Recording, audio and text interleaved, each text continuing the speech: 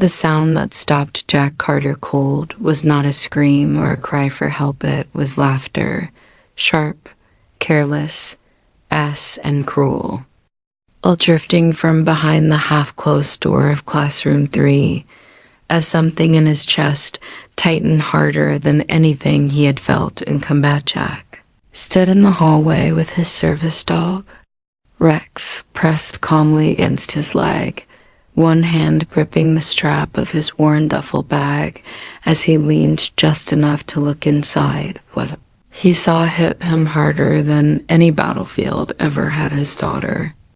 Emily stood at the front of the room, balancing on her metal prosthetic leg, leaning on her crutches, her small shoulders shaking as she fought back tears. In front of her stood the teacher, ruler raised, face twisted with irritation instead of care. She pointed at Emily like she was a problem to be fixed, not a child who needed protection. Before we continue, take a second to support Lonja Taylor's tap. Subscribe to Lonja Taylor's and tell us in the comments where you are watching us from. The teacher's voice rang out loud and mocking. Wrapped in a cruel patience that somehow made it worse, she criticized Emily for being slow and for being distracting and asked the class if learning should stop just because one student could not keep up. Some students looked awed. Why uncomfortable, staring at their desks. Others laughed, real laughter echoing through the room, each sound making Emily's lip tremble harder until tears finally fell. Jack's hands clenched as memories of war flashed through his mind, but this was worse because war is honest about violence. While this was humiliation disguised as discipline, Rex sensed the shift instantly, ears lifting, body tense, but obedient eyes locked on Emily as he knew exactly who mattered most. Jack forced himself to breathe, to watch, to understand, because soldiers observe before acting, and fathers know when watching must end. Emily tried to answer a question. Her voice was barely audible when her crutch slipped.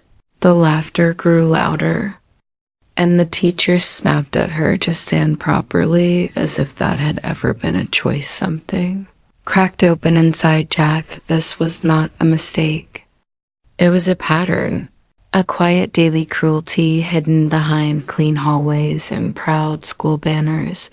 This woman was praised at church, admired at meetings, entrusted with children, and yet she was tearing down a wounded child in front of her peers. Jack stepped closer to the door, heart pounding. Walking away now would be a betrayal greater than any order he had ever disobeyed. As sunlight spilled across the hallway floor, Jack Carter made a silent promise to his daughter.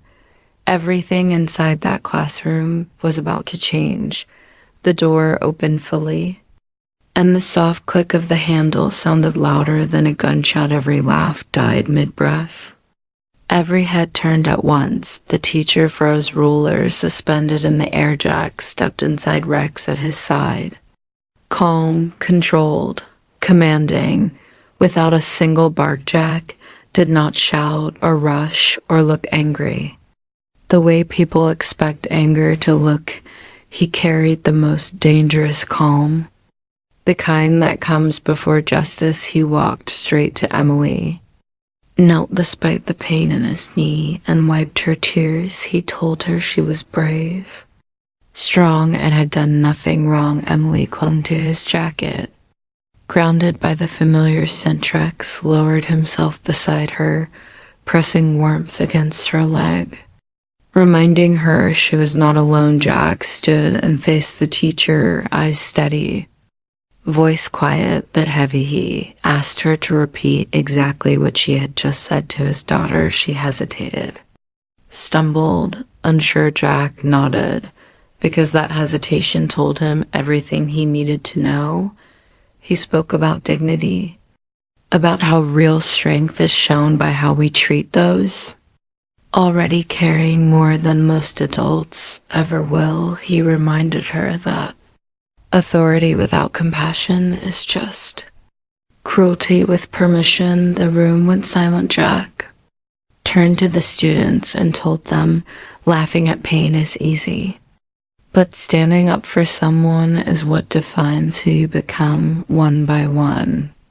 Shame replaced amusement. A boy in the front whispered, "Sorry," then another, until Emily's shaking slowed, and her shoulders relaxed. The principal arrived moments later, and the truth came out fast. Cruelty rarely survives daylight.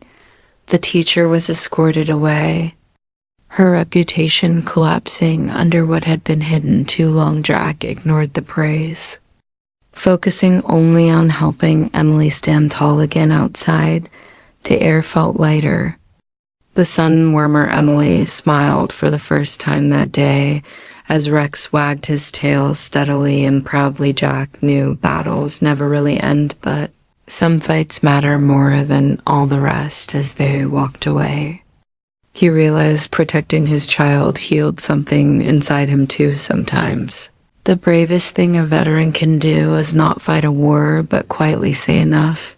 If this story moved you, support Longitales by liking this video. Subscribe to Longitales for more powerful stories, and tell us in the comments what part hit you the hardest.